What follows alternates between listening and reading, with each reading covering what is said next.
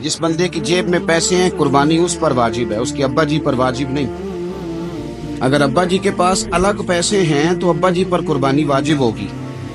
हाँ, अगर आपकी जेब इजाजत देती है तो आप 3 कुर्बानियां खरीदें या बड़े जानवर में 3 हिस्से डालें।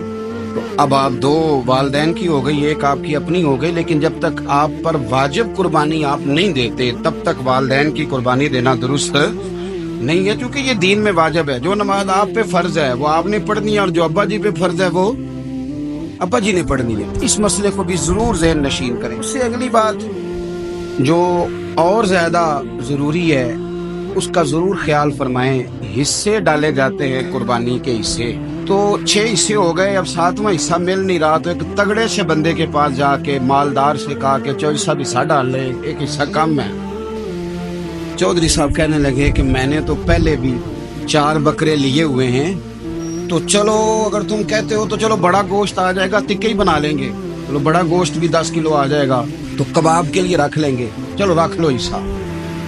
अब 6 बंदों की नियत कुर्बानी की, 7वें की गोश्त की, उसकी नियत कुर्बानी की, पिछले 6 की भी कुर्बानी नहीं होगी, वो भी गए काम से। आप इस बात को समझें कि कुर्बानी का मतलब यह है कि खालिस अल्लाह की रज़ा के लिए मखसूस वक्त में मखसूस जानवर ज़िबा करना।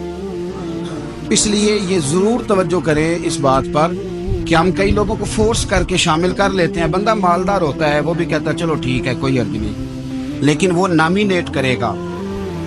अगर उसने अपनी कुर्बानी रख लिया तो फिर वो बताएगा ये कुर्बानी किसकी है, वालदैन की है, किसकी है। तो कुर्बानी इस तरतीब से करें कि उसके सारे मसाइल से आगाही हासिल